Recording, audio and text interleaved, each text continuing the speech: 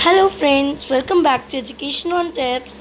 Today we are going to learn and study a new chapter of Class 7 NCERT English, The Honeycomb. And the name of the chapter is The Three Questions. So basically, what we are going to study in this chapter is there are three questions asked by a king from the people of their village. So let's begin with the chapter.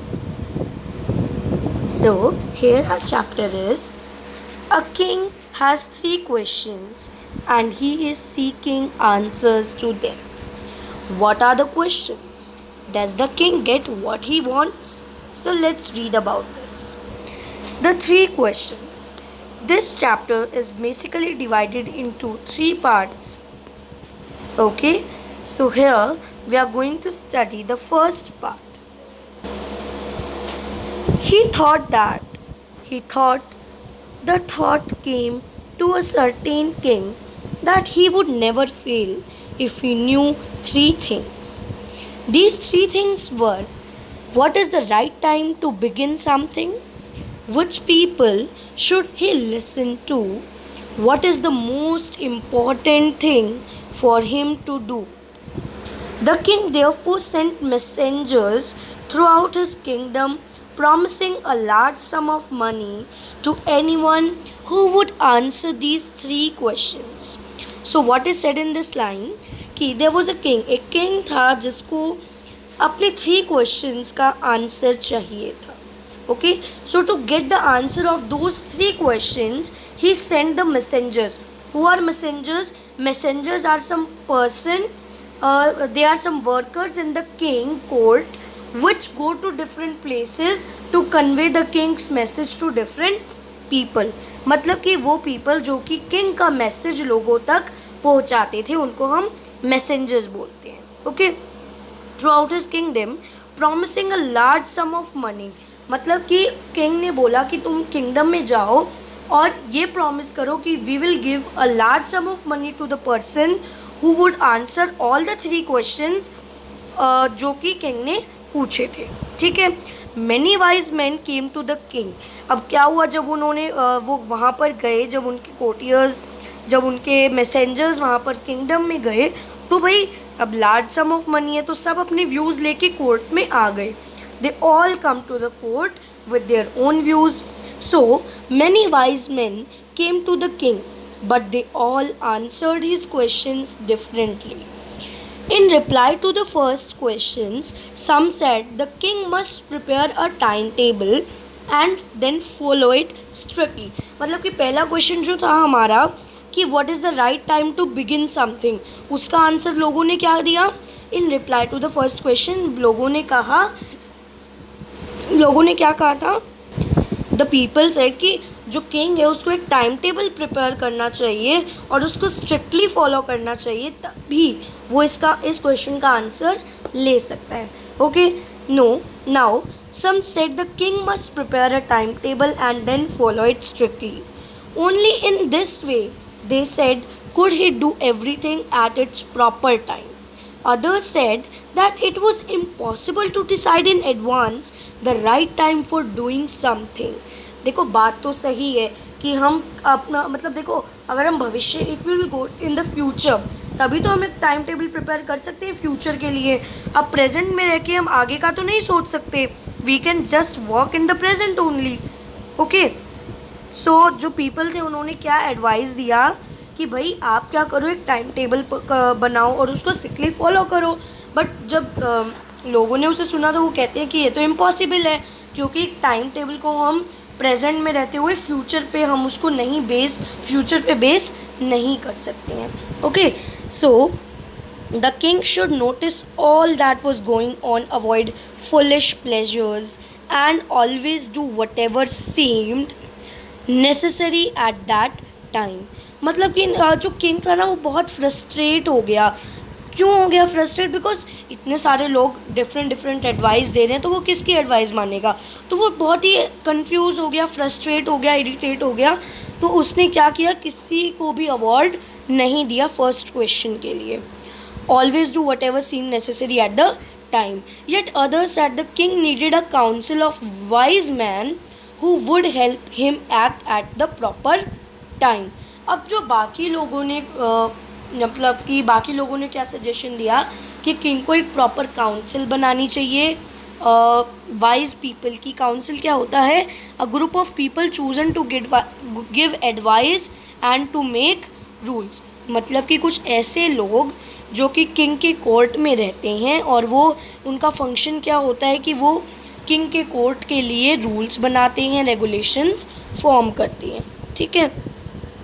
This was because one man would find it impossible to decide correctly without help from others. The right time for every action. मतलब कि बाकी लोगों ने कहा कि हमें council बनानी चाहिए क्योंकि एक बंदा, एक पर्सन डिसाइड नहीं कर सकता है कि what should be done correctly at what time. So they suggested कि उसको क्या करना चाहिए, अपने एक काउंसिल फॉर्म करनी चाहिए जिसमें बहुत सारे लोग होंगे, वाइज पीपल होंगे जो कि एक राइट डिसीजन लेंगे इस बारे में. ठीक है. But then others said that there were no some things which could be urgent. These things could not wait for the decision of the council. मतलब कि सारी चीज़ें तो डिसीजन, मतलब कि जैसे बहुत इंपॉर्टेंट चीज़ आ गई तो पहले काउंसिल उस पर मीटिंग करेगी, फिर उस पर बहुत दिन मीटिंग चलेगी, फिर आखिर में जाके जब वो रिजल्ट देंगे तो वो बहुत टाइम. मतलब कि ये कहा जा रहा है कि ये आइडिया भी सक्सेसफुल नहीं था. ठीक है. In order to decide the right time for doing something it is necessary to look into the future. मतलब कि एक चीज़, किसी काम को करने का सही समय ढूंढने के लिए हमें क्या करना पड़ता है? फ्यूचर में लुक करना पड़ता है. और वो कौन कर सकते हैं? सिर्फ मैजिशियन कर सकते हैं. इसीलिए हमारे लिए, नॉर्मल पर्सन्स के लिए, it is very difficult to suggest, to know the right time to begin something. Okay. So and only magicians could do that. The king therefore would have to go to magicians. मतलब ये लोगों ने बोला कि वो तो magician ही कर सकते, तो आपको magicians के पास जाना पड़ेगा. In their answers to the second question, some said that the people most necessary to the king were his counselors. मतलब कि अब बारी आती है सेकंड क्वेश्चन की. अब उन्होंने बोला कि देखो, जो सेकंड क्वेश्चन के लिए लोगों ने क्या सजेशन दिया कि जो मेन उनके लिए पर्सन हो सकते हैं वो कौन है? उनके काउंसलर्स हैं. कुछ और ने कहा प्रीस्ट. प्रीस्ट क्या होते हैं? पंडित, साधु जो होते हैं ना, उनको हम प्रीस्ट बोलते हैं. A few others choose the doctors. मतलब सबके अलग अलग व्यूज़ थे, सबके डिफरेंट व्यूज़ थे. कोई भी एक सटीक जवाब नहीं दे रहा था. All were confusing the king. और किंग क्या हो रहा था? फ्रस्ट्रेट हो रहा था बार बार. क्योंकि अगर हमें भी किसी चीज़ के लिए एक सटीक जवाब ना मिले तो हम भी तो फ्रस्ट्रेट हो जाते हैं, हम बहुत जल्दी इरिटेट हो जाते हैं, है ना. सो उन्होंने क्या किया? कुछ लोगों ने डॉक्टर्स को चूज़ किया, कुछ ने प्रीस्ट को किया, और बहुत सारे लोगों ने सोल्जर्स को चूज़ किया कि वो बहुत नेसेसरी हैं, वो हमारी कंट्री, किंगडम के लिए फ़ाइट करते हैं, तो आप उनको चुनो. As the answers to his questions were so different, the king was not satisfied and give no reward. मतलब कि जैसे मैंने आपको पहले बताया कि किंग सेटिस्फाई नहीं हुआ किसी भी आंसर से और उसने कोई रिवॉर्ड किसी को भी नहीं दिया. As the answers to his questions were so different, the king was not satisfied and gave no reward. Instead he decided to seek the advice of a certain hermit. So अब बात आती है hermit की. So what a hermit is. Hermit क्या होता है? एक hermit का मतलब है a person who lives alone in a place without any person. मतलब कि एक ऐसा पर्सन जो कि अकेला रहता है, कोई उस मतलब कोई भी पर्सन नहीं, कोई भी, he or she is the alone person at his place. ठीक है. So others choose fighting at yet others religious worship. So king को किसी के भी आंसर ठीक नहीं लगे और उन्होंने किसी को रिवॉर्ड नहीं दिया और उन्होंने सोचा कि I would take a advice of a hermit, जो कि कहाँ पर रहता था? वुड में रहता था. अब यहाँ पर many of us will be confused, मतलब कि वो लकड़ी में रहता था. तो यहाँ पर जो वुड का मीनिंग है वो लकड़ी नहीं है.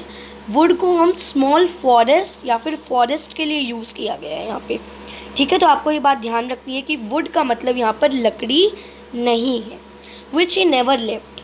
He saw no one but simple people, and so the king put on ordinary clothes. मतलब कि देखो, हर्मिट बहुत सिंपल सा आदमी था, अगर वो ऐसे बहुत ही ज़्यादा फैशनेबल क्लोथ्स पहन, सो किंग क्या करता है, वो बहुत ऑर्डिनरी क्लोथ्स पहनता है। क्योंकि अगर हर्मिट के पास, जो कि बहुत सिंपल रहता था, अगर वो फैशनेबल क्लोथ्स पहन के जाएगा तो हर्मिट थोड़ा सा घबरा जाएगा, क्योंकि उसने पहले किसी भी मतलब ऐसे फैशनेबल पर्सन को नहीं देखा होगा, किसी से इंटरेक्ट नहीं किया होगा, बहुत ऑर्डिनरी पीपल से ही वो मिलता है, क्योंकि वो फॉरेस्ट में रहता था। ठीक है, तो आगे क्या होता है, एक हर्मिट जो कि एक फॉरेस्ट में रहता था, जो किंग था वो ऑर्डिनरी क्लोथ्स पहन के गया। Before he reached the hermit's हट, मतलब कि झोपड़ी, इससे पहले कि वो हर्मिट की झोपड़ी में जाता, जो किंग ने क्या किया, वो अपने हॉर्स को बॉडीगार्ड्स के साथ किसी जगह पे छोड़ दिया। मतलब कि देखो, अगर किंग के साथ, देखो किंग अकेला तो नहीं जाएगा, क्योंकि किंग की सेफ्टी के लिए कोई सोल्जर, बॉडीगार्ड, कोई सर्वेंट तो होगा ऑब्वियसली। तो हॉर्स और बॉडीगार्ड के साथ वो गया था। तो उसने क्या किया, किंग ने उसने अपने सोल्जर्स को, बॉडीगार्ड्स को बोला कि आप यहाँ पर खड़े हो जाओ, आप वेट करो, तब तक मैं हर्मिट से मिल के आता हूँ। ठीक है, सो ठीक है, वो बॉडीगार्ड बाहर खड़े हो गए, मतलब थोड़ा सा दूर एकांत जगह पर खड़े हो गए। As the king came near the hermit's hut, he saw the hermits digging the ground in front of his hut. मतलब कि एक जो हर्मिट था वो बहुत बूढ़ा सा, देखिए आपको ये पिक्चर में भी, if you are able to see, जो हर्मिट है वो बहुत ही ओल्ड पर्सन लग रहा है, बहुत थका हुआ लग रहा है, और इसकी हट के सामने डिगिंग कर रहा है वो, है ना। सो जो किंग था वो उसकी हट के पास गया, और वो हर्मिट क्या कर रहा था उस टाइम पे, डिगिंग कर रहा था, मतलब कि वो खुदाई कर रहा था अपनी एरिया में जो उसके घर के आगे था। The hermit was old and weak and as he worked he breathed heavily, मतलब कि उसने बहुत ज़्यादा काम किया था, और उसकी जो धड़कन थी, उसकी सांसों की जो धड़कन थी वो बहुत ज़ोर ज़ोर से धड़क रही थी, मतलब वो बहुत ही ज़्यादा थका हुआ फील कर रहा था। ठीक है, तो यहाँ पर हर्मिट ओल्ड पर्सन था। ठीक है, तो the king went up to the hermit and said, I have come to you wise hermit to ask you to answer 3 questions. मतलब कि अब हर्मिट जो है वो किंग के पास जाता है और उनसे बोलता है कि I have come to you, मैं आपके पास आया हूँ मेरे 3 क्वेश्चंस को पूछने के लिए। So friends, this was the video for chapter 1. Rest of the pages of this chapter we are going to discuss in the above coming parts. So till then, take care. Thank you for watching Education on Tips. This is part 1 of chapter 1, the 3 questions of honeycomb. Thank you.